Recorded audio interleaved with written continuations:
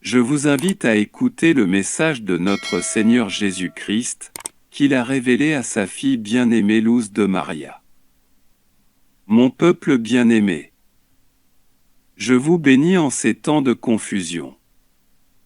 Mon peuple, n'entrez pas en conflit avec vos frères, grandissez spirituellement, appréciez l'urgence du changement de vie afin de convertir vos sens et de me les apporter.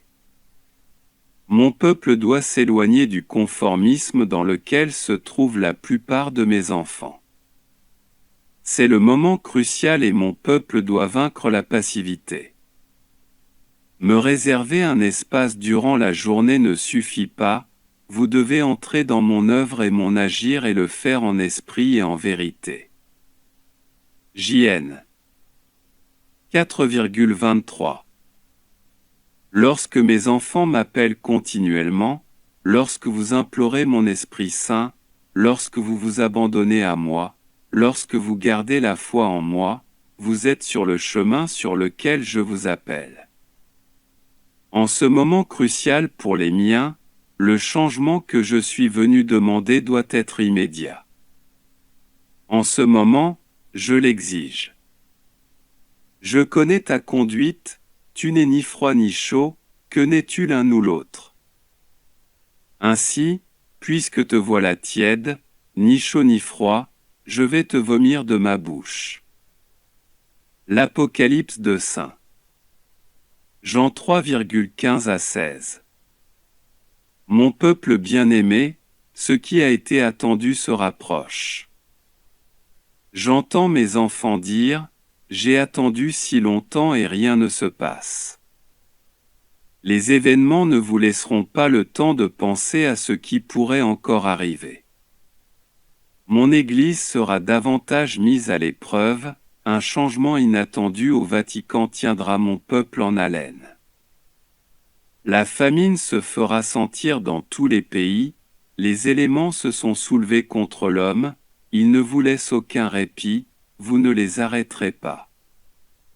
Ne méprisez pas le don de la vie, maintenez-vous en état d'alerte spirituelle, 1 Th 5,6. Celui qui a fort caractère, qu'il se contrôle ou il sera soumis par ma puissance. Celui qui confie sa vie au Dieu argent, qu'il change, il verra l'économie s'effondrer. Celui qui se détourne du chemin que je lui ai tracé, qu'il revienne avant que ne s'épaississent les ténèbres et qu'il ne puisse plus revenir.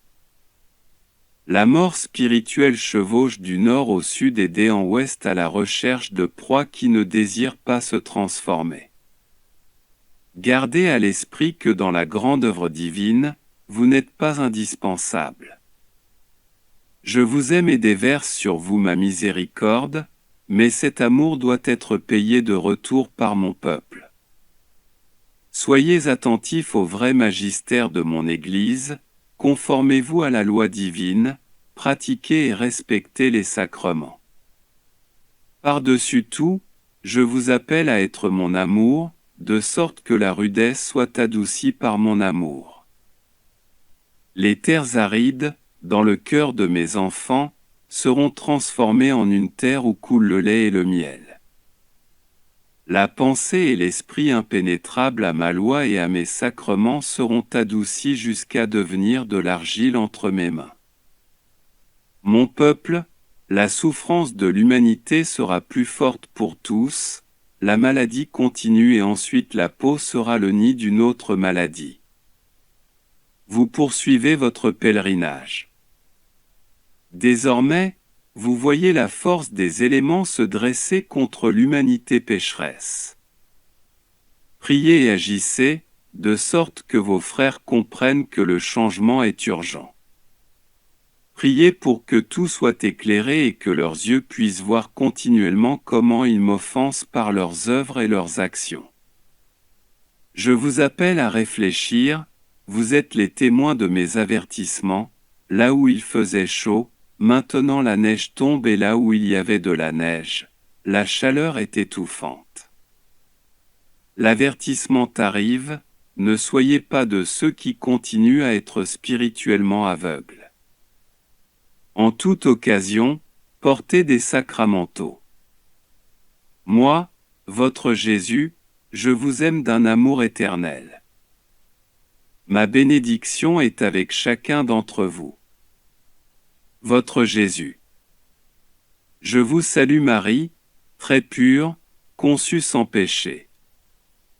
Je vous salue Marie, très pure, conçue sans péché.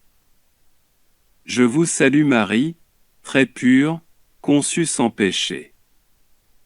Commentaire de Luz de Maria. Notre Seigneur nous parle très clairement, il nous fait entrevoir une série de fléaux et nous appelle à la prière continuelle, qui consiste à être conscient que sans la Sainte Trinité et notre Mère nous ne sommes rien. Par conséquent, tout ce que nous faisons doit être accompagné d'une offrande et d'une action de grâce. La prière ne doit pas être une répétition ou une récitation, mais un acte offert à notre Seigneur Jésus-Christ en réparation, en expiation, en amour pour chaque créature humaine. Soyons prêts pour ce que nous sommes en train de vivre et pour ce qu'il nous reste encore à traverser à cause des infidélités de la créature humaine envers son Créateur. Amen.